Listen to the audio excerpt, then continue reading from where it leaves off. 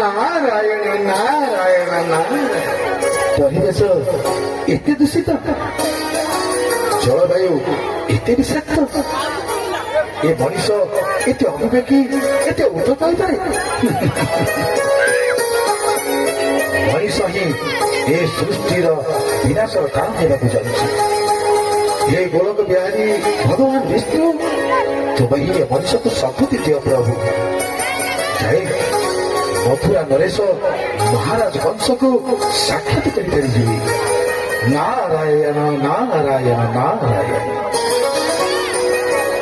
त्रिपुरा विजयी महाप्रतापी मथुरा नरेश श्री श्री महाराज शंकर।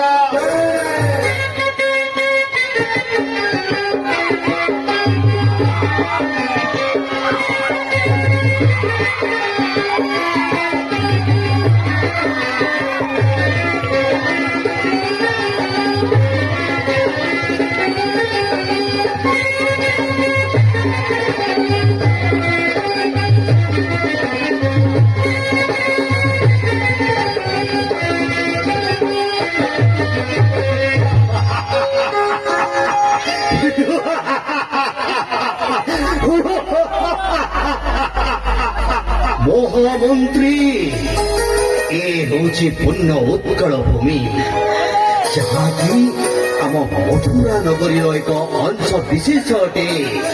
ଏ ମାତୃ ଆରାଧ୍ୟ ଦେବତା, କୋଟି ଓଡ଼ିଆଙ୍କ ପ୍ରାଣ କେନ୍ଦ୍ର, ଜଗତର ନାଥ ମହାପ୍ରଭୁ ଶ୍ରୀ ଜଗନ୍ନାଥ। ସ୍ୱର୍ଗତ ଭାବେ ଶ୍ରୀ ମହାପ୍ରଭୁ ଜଗନ୍ନାଥ ଜଗନ୍ନାଥଙ୍କୁ ସ୍ମରଣ କରି ଆଜିର ସଭା କାର୍ଯ୍ୟ ଆରମ୍ଭ କରାଯାଉ।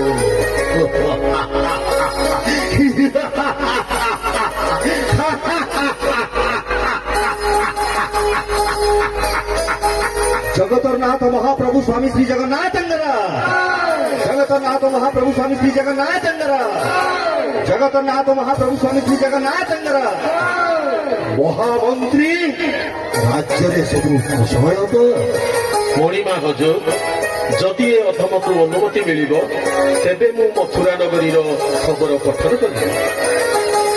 ନିସଂକୋଚ ଅଦୀର୍ଘ ଭାବରେ ତୁମେ ତୁମ ସମାଚାର ପଠନ କର।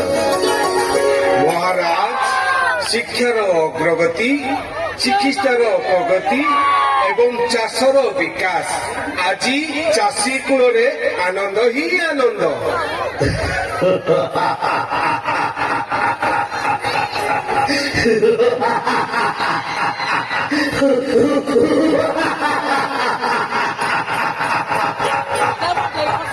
ମହାମନ୍ତ୍ରୀ, ତୁମେ ଖବର ଏବେ ପଠନ କରିପାର। ମହାରାଜ, ହାତୀ ଆଉ ମଣିଷର ଲଢ଼େଇ ସରୁନି। ପ୍ରତିବର୍ଷ ଶହ ଶହ ହାତୀ ମଣିଷ ହାତରେ ହତ୍ୟା ହେଉଛନ୍ତି ଏବଂ ଶହ ଶହ ମଣିଷଙ୍କ ଜୀବନ ହାତୀ ନେଉଛି। ଏଇ କେଇ ଦିନ ହେଲା ବିରୁପାରୁ ବୈତରଣୀ ବ୍ରାହ୍ମଣୀ ନଦୀରେ କୁମ୍ଭୀର ମାନଙ୍କର ଉତ୍ପାତ ବଢିବାରେ ଲାଗିଛି। ମଣିଷଖିଆ କୁମ୍ଭୀର ମାତିଛି। ଏଇ କେଇ ଦିନ ଭିତରେ ଅନେକଙ୍କ ପ୍ରାଣ ନେଇସାରିଛି। ସେଇଥିପାଇଁ ଆଜି ସାରା ରାଜ୍ୟରେ କୁମ୍ଭୀରର ଆତଙ୍କ ଖେଳି ଯାଇଛି। ମହାରାଜ, ହାତୀ ମଣିଷର ଲଢ଼େଇ, କୁମ୍ଭୀରର ଆତଙ୍କ। ତେବେ ତେବେ ମୋ ରାଜ୍ୟର ପରିମଳ ବ୍ୟବସ୍ଥା କେମିତି ଅଛି? ପରିମଳ ବ୍ୟବସ୍ଥା ସମ୍ପୂର୍ଣ୍ଣ ଭାବେ ଭୁଷୁଡ଼ି ପଡ଼ିଛି ମହାରାଜ। ନାରାୟଣ ନାରାୟଣ ନାରାୟଣ। ମହର୍ଷି ନାରଦ, ଆପଣଙ୍କ ଆଗମନର ଅଭିପ୍ରାୟ? ନାରାୟଣ ନାରାୟଣ ନାରାୟଣ। ମଥୁରା ନରେଶ ମହାରାଜ କଂସଙ୍କର ଜୟ ହେଉ। ମହାରାଜ, ମୁଁ ସାରା ନଗର ପରିକ୍ରମ କରି ଦେଖି ଆସିଛି। ଏଠି ଲୋକମାନଙ୍କର ସ୍ୱଚ୍ଛତା ନାହିଁ, ସୁସ୍ଥ ପରିବେଶ ଆସିବ କୋଉଠୁ? ମୋ ପ୍ରଜାଗଣ ସ୍ୱଚ୍ଛତା ନୁହନ୍ତି। ତେବେ ତାହେଲେ ପରିସ୍ଥିତି ଆଗକୁ ଭୟଙ୍କର ଏବଂ ଅସମ୍ଭାଳ ହେବ। ମହାରାଜ, ଲୋକମାନେ ରାସ୍ତାରେ ଅଳିଆ ଗଦଉଛନ୍ତି, ଠାଏ ଠାଏ ଅଳିଆକୁ ନିଆଁ ଲଗାଇ ପରିବେଶକୁ ରୁଗ୍ଣ କରୁଛନ୍ତି। ଯଦି ଏହିପରି ସଚେତନର ଅଭାବ ରହେ ତାହେଲେ ଅକାଳରେ ମୃତ୍ୟୁବରଣ କରିବା ନିଶ୍ଚିତ।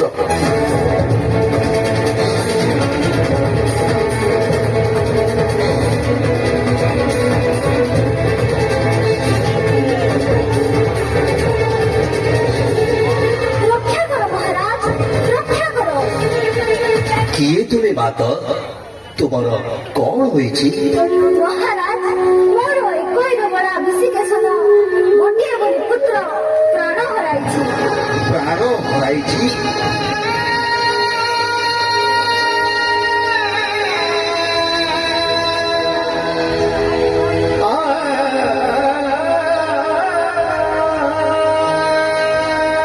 ଆରେ ଆରେ ସିଏ ମରିଲା କେମିତି?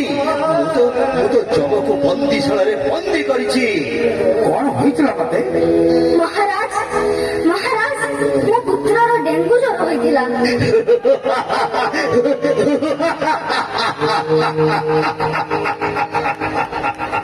ଡେଙ୍ଗୁ ଜ୍ୱର? ହଁ ମହାରାଜ, ଯେତେବେଳେ ଅଳିଆ ଆବର୍ଜନା ରାଜ୍ୟରେ ବଢ଼ିଯାଏ ସେତେବେଳେ ଜଣ୍ଡିସ, ମ୍ୟାଲେରିଆ, ଡେଙ୍ଗୁ, କରୋନା ପରି ମହାମାରୀ ରୋଗ ଏ ମଣିଷକୁ ଗ୍ରାସ କରିଥାଏ। ତେବେ କୁହନ୍ତୁ ମହର୍ଷି ନାରଦ, ଏହା ପାଇଁ ଉପାୟ କଣ ଅଛି? ମହାରାଜ, ଏଥିପାଇଁ ଉପାୟ ହେଉଛି ସଚେତନତା। ଯେ ପର୍ଯ୍ୟନ୍ତ ମାନବ ସମାଜ ନିଜର ଭୁଲ ବୁଝିପାରିନି, ସ୍ୱଚ୍ଛତା ପ୍ରତି ସଚେତନ ନ ହୋଇଛି, ସେ ପର୍ଯ୍ୟନ୍ତ ଏ ସମାଜ ସୁସ୍ଥ ରହିପାରିବନି ମହାରାଜ। ତେଣୁ ଏ ସୃଷ୍ଟିର ରକ୍ଷା ମଣିଷ ହାତରେ। ଏ ସୃଷ୍ଟି ସିନା ସ୍ରଷ୍ଟା ରଚିଥିଲେ, ହେଲେ ଏହାର ଭବିଷ୍ୟତ ହେଉଛି ମଣିଷ ହାତରେ। କିନ୍ତୁ ଯଦି ମଣିଷ ସ୍ୱଚ୍ଛତା ନିଜେ ନ ବୁଝିପାରିଲା, ଯେ ପର୍ଯ୍ୟନ୍ତ ପୃଥିବୀ ମଧ୍ୟରେ ଏ ମଣିଷ ବସବାସ କରୁଥିବ, ଯେ ପର୍ଯ୍ୟନ୍ତ ଆକାଶରେ ଚନ୍ଦ୍ର ସୂର୍ଯ୍ୟ ତାରା ଆଲୋକିତ କରୁଥିବେ,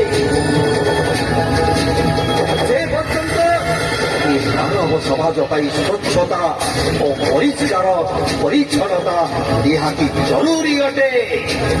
ମହାମନ୍ତ୍ରୀ, ଯାଅ ଜଣାଇ ଦିଅ।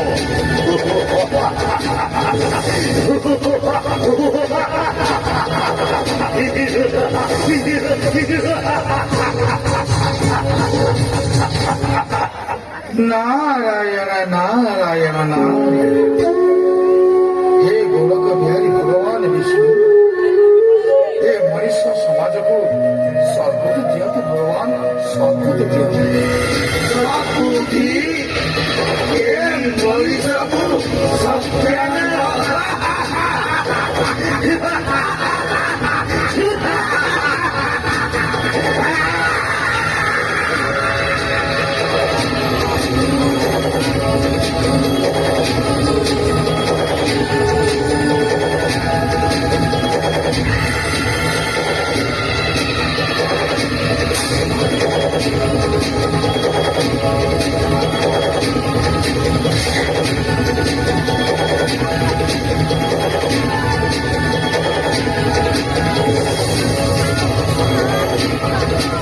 ଏ ମଣିଷ ଜାତି ଏବେ ଆମ କବଳରେ। ଆମେ ଯାହା ଚାହିଁବୁ ଏ ମଣିଷ ସେଇଆ ହିଁ କରିବ। ମୁଁ ଏବେ ମଣିଷ ଜାତିର ଅନିଷ୍ଟ ହିଁ ଅନିଷ୍ଟ କରିବି। ନାରାୟଣ ନାରାୟଣ, ତୁମ ଦୁଇ ଜଣଙ୍କୁ ତ ଏଠି ସେଠି କେବେ ତ ଦେଖି ନାହିଁ। ନା କୌଣସି ପୋଥି ପୁରାଣରେ ତୁମ ନାଁ ବି ନାହିଁ। ତୁମେ କିଏ?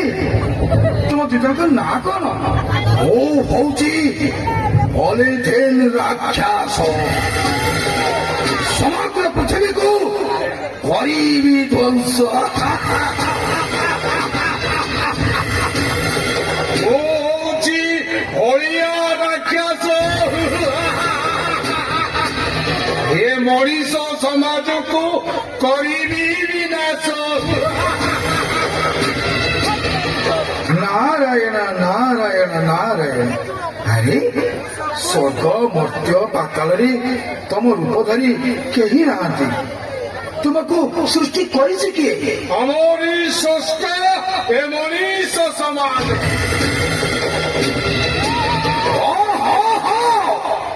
ଏ ମଣିଷ ହିଁ ଆମକୁ ତିଆରି କରିଛି। ଏ ମଣିଷ ଆମକୁ ଜୀବନ ଦେଇଛି। ଏ ମଣିଷ ଆମକୁ ବଞ୍ଚିବାକୁ ରାହା ଦେଇଛି।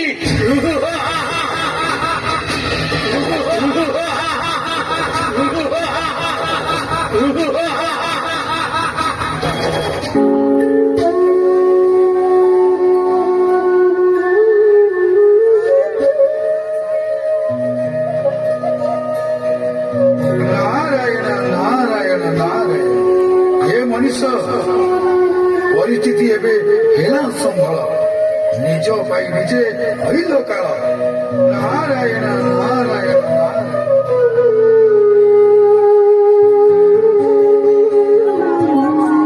ତ୍ରିପୁର ବିଜୟୀ ମହାପ୍ରତାପୀ ମଥୁରା ନରେଶ ଶ୍ରୀ ଶ୍ରୀ ମହାରାଜ ପ୍ରସଙ୍ଗର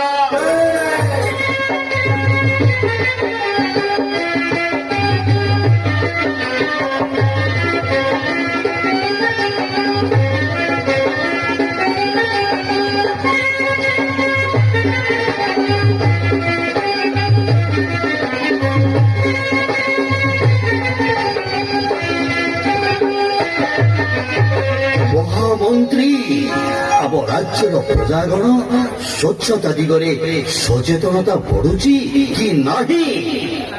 ହଁ ମହାରାଜ, କିନ୍ତୁ କିନ୍ତୁ କିନ୍ତୁ ମନରେ କିନ୍ତୁ ରଖି ପଛକୁ ହଟି ଯାଆନ୍ତୁ ନାହିଁ ଓ ନିର୍ଭୀକ ଭାବରେ ଆପଣଙ୍କ ମତ ପ୍ରକାଶ କରନ୍ତୁ। ମହାମନ୍ତ୍ରୀ, ଆପଣଙ୍କ ମତ ପ୍ରକାଶ କରନ୍ତୁ। ମହାରାଜ, ଆମ ରାଜ୍ୟର ଦକ୍ଷିଣ ଦିଗରେ ଗୁପ୍ତଚର ମାନେ ଏକ ଦୁଃସମ୍ବାଦ ନେଇ ଆସିଛନ୍ତି ମହାରାଜ। ଦୁଃସମ୍ବାଦ?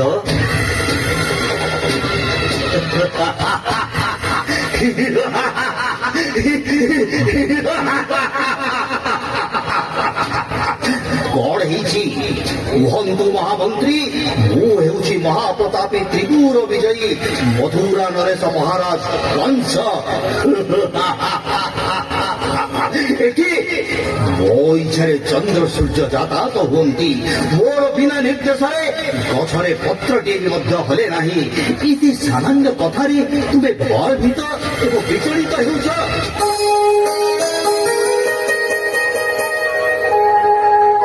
ନାରାୟଣ ନାରାୟଣ ନାରାୟଣ। ଏହା ଏତେ ସାମାନ୍ୟ କଥା ନୁହେଁ ମହାରାଜ କଂସ।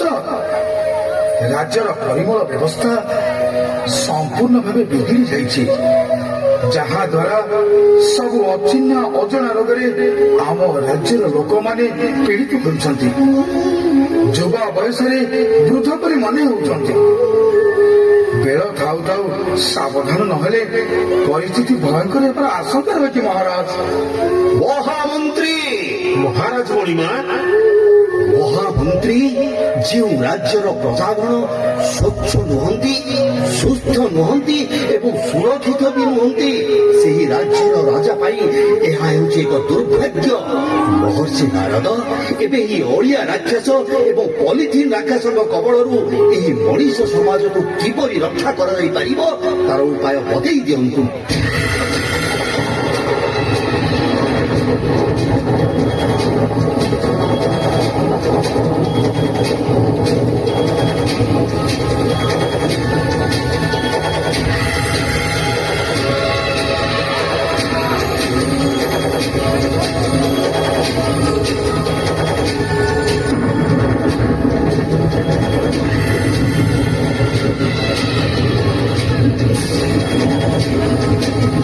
ମୁଁ ହଉଛି ପଲିଥିନ୍ ରାକ୍ଷସ।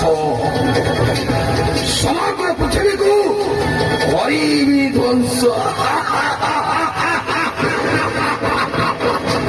ମୁଁ ହଉଛି ଅଳିଆ ରାକ୍ଷସ। ଏ ମଣିଷ ସମାଜକୁ କରିବି ବିନାଶ। रे राक्षस, তোর এতে স্পর্ধা সামান্য গোটিଏ ଓଡ଼ିଆ ଆବର୍ଜନା ହୋଇ ଏହି ତ୍ରିପୁର ବିଜୟୀ କଂସ ମହାରାଜ ପାଖରେ ବଡ ବଡ ଆଖି କରି କଥା କହୁଛୁ। ଚାଲ ଚାଲ ଏବେ କରିବା ସମର।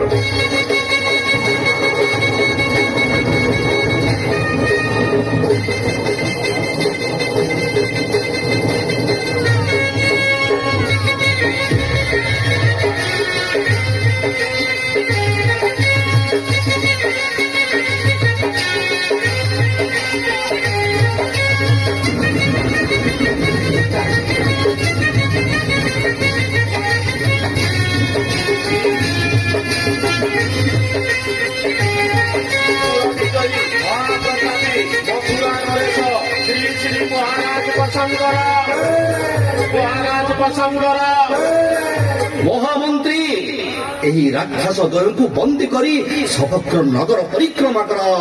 ହଜୁର ମହାରାଜ, ମହାମନ୍ତ୍ରୀ କେବଳ ଏହି ରାକ୍ଷସ ମାନଙ୍କୁ ଦଣ୍ଡ କିମ୍ବା ଶାସ୍ତି ଦେଲେ ସବୁ ସମସ୍ୟାର ସମାଧାନ ହୋଇଯିବ, ଏହା ଆମେ ଭାବିବା ବୋକାମିର ପରିଚୟ। ଏମାନଙ୍କର ଗୁଣ ଉତ୍ପାଟନ କରିବାକୁ ହେଲେ ସର୍ବପ୍ରଥମେ ଆମକୁ ସଚେତନ ହେବାକୁ ପଡିବ। କାହିଁକି ନା ଏମାନଙ୍କର ଜନ୍ମଦାତା ହେଉଛନ୍ତି ଏହି ମଣିଷ ସମାଜ। ଯେ ପର୍ଯ୍ୟନ୍ତ ଏ ମଣିଷ ଜାତି ନିଜର ଭୁଲ ବୁଝି ନାହାନ୍ତି, ଯେ ପର୍ଯ୍ୟନ୍ତ ନାଳ ନର୍ଦ୍ଦମା ସଫା ରଖି ନାହାନ୍ତି, ଆଉ ଯେ ପର୍ଯ୍ୟନ୍ତ ସଚେତନ ନ ହୋଇଛନ୍ତି, ଏହିପରି ବିଷାକ୍ତ ଜଳ, ବିଷାକ୍ତ ଖାଦ୍ୟ, ବିଷାକ୍ତ ଜଳବାୟୁ ଭୋଗ କରୁଥିବେ, ପ୍ରତି ମୁହୂର୍ତ୍ତରେ ଜୀବନ ସହିତ ସଂଘର୍ଷ କରୁଥିବେ।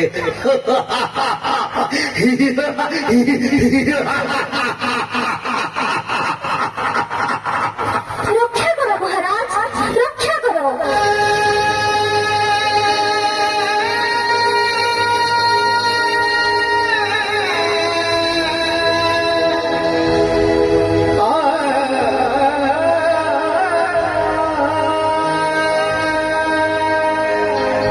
କିଏ ତୁମେ ବାତ? ତୁମର କଣ ହୋଇଛି? ମୁଁ ହେଉଛି ଏ ନଗରର ବାସିନ୍ଦା ମହାରାଜ। ମୋ ନାଁ ହେଉଛି ସାଧନା।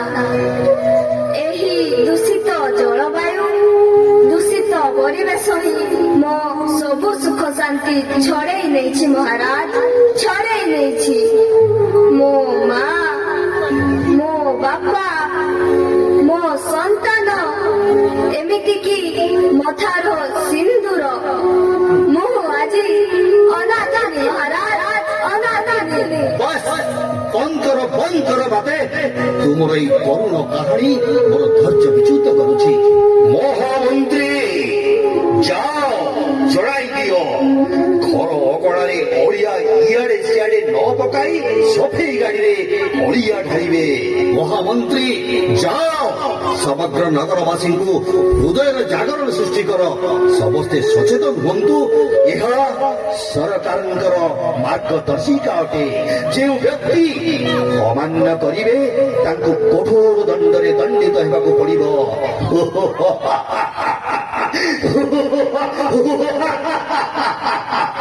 ଏହା ହେଉଛି ତ୍ରିପୁର ବିଜୟୀ କଂସ ମହାରାଜଙ୍କ